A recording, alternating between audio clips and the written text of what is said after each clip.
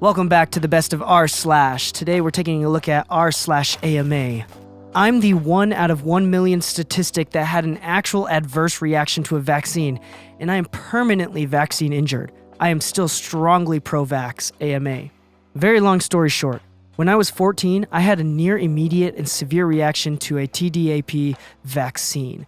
It nearly killed me, and it left me with Guillain-Barré syndrome, which I unfortunately still haven't recovered from 15 years later. Very few people with GBS relapse, but I did a couple of years ago and still experience flare-ups that leave me nearly immobile. This has been confirmed as best as it can be confirmed by doctors. I've spoken out publicly in support of vaccines a few times and will continue to do so.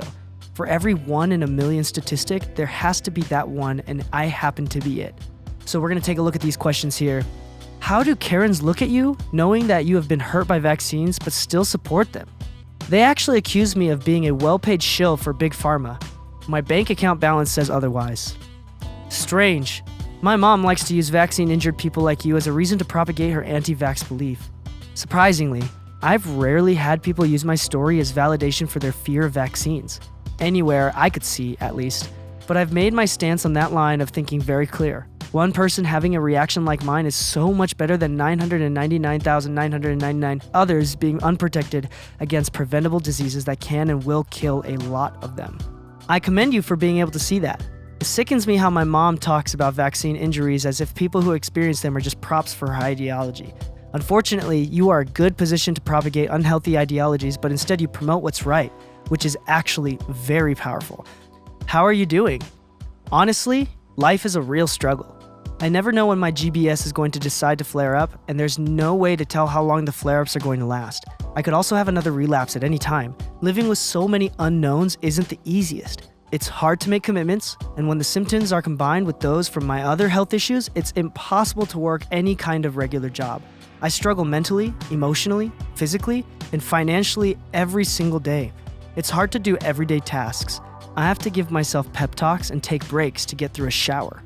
If I go anywhere that requires me to walk for an extended period of time, I do have to use a wheelchair.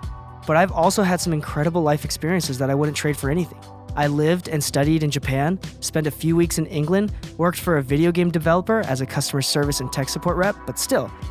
During a good health stint, met a lot of my personal heroes and experienced or done a lot of other really cool stuff. I won't lie about it being hard, but I've still gotten to live a lot of life that even perfectly healthy people don't get a chance to. I don't remember what it's like to not be weak and in pain, even on my good days, but I've adapted. Life goes on, and sometimes it's really good. Assuming it's true, are you now scared of vaccines that you actually need? Vaccines you get as an adult still? Tetanus, for example?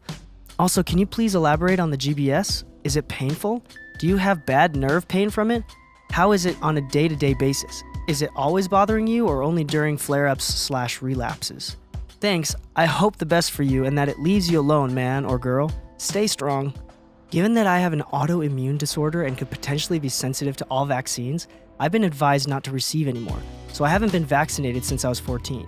It's very possible that another adverse reaction could kill me, and even doctors don't think it's a smart risk to take. GBS is an extremely complex disorder that would take a really long time to fully explain, so the best information on the disorder itself can be found on medical sites. That said, yes, it's painful. I'm always in pain, even when I'm not flaring.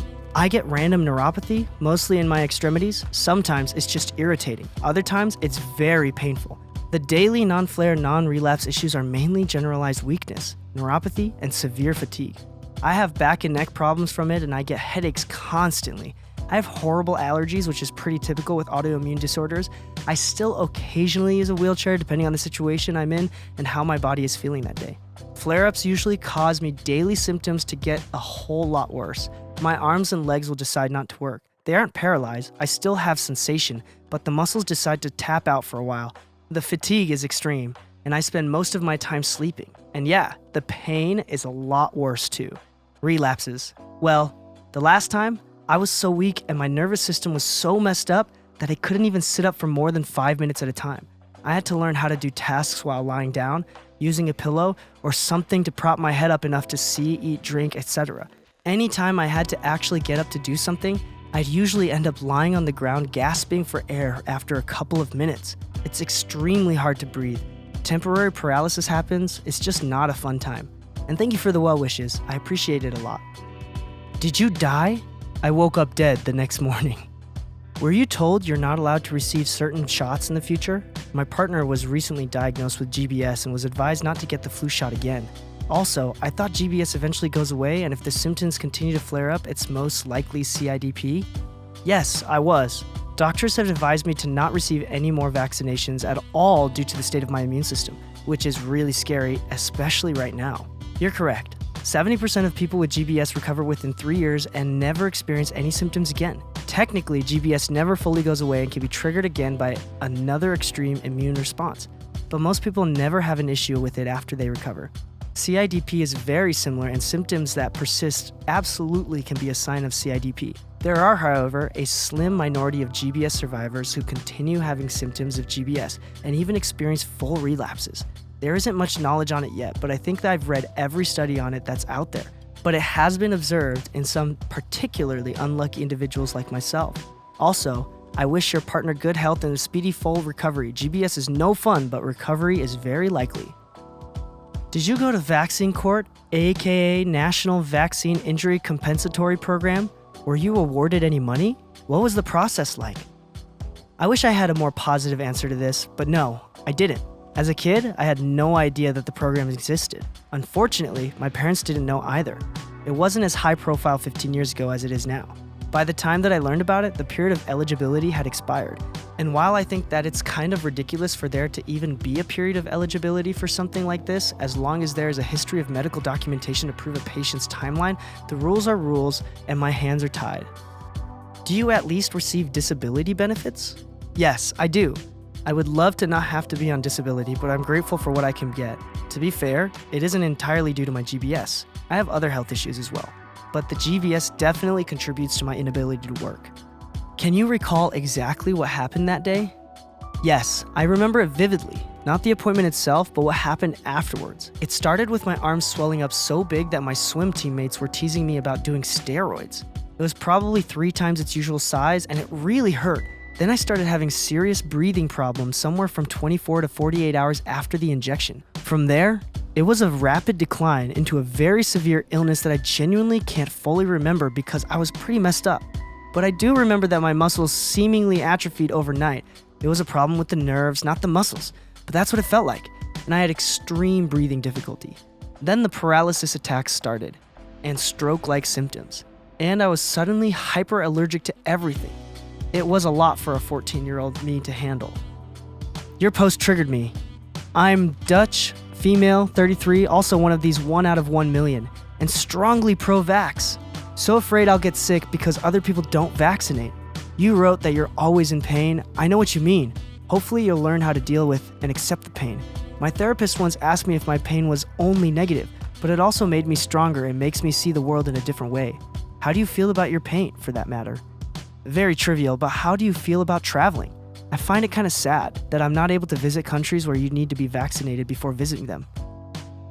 The pain can be hard to handle sometimes, but I don't have overwhelmingly negative feelings about it. I've accepted my situation for what it is and I do the best that I can. Honestly, I don't even give it much thought anymore. Focusing on the negative makes everything seem negative. I'm definitely not happy to be in pain, but I don't let it have much power over me. I ignore it as much as possible whenever I can, but I also accept that I need a lot of rest, and if the pain is telling me to stop something, I should stop it, at least for a little bit so I can recuperate. I'm sorry that isn't a very clear answer. I think the best way to explain is that I've accepted the pain as part of myself and my life. It doesn't make me happy, but I don't resent it and I don't dwell on it.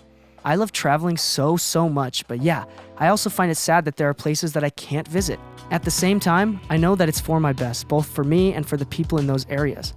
I would hate to unwittingly carry a harmful disease into an area where people are particularly susceptible to it.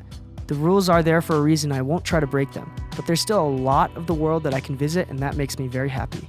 Surely it's even less than 1 out of 1 million. If that's the number, there are over 7,500 people in the world that this happens to. It could be less. That's just the most widely accepted number in the medical community at the moment from what I've read and heard from doctors. If you like our content, please leave a thumbs up, as this is the best and fastest way to help our channel grow. Also, we release content like this every single day, 7 days a week. So if you like what we're doing, please subscribe.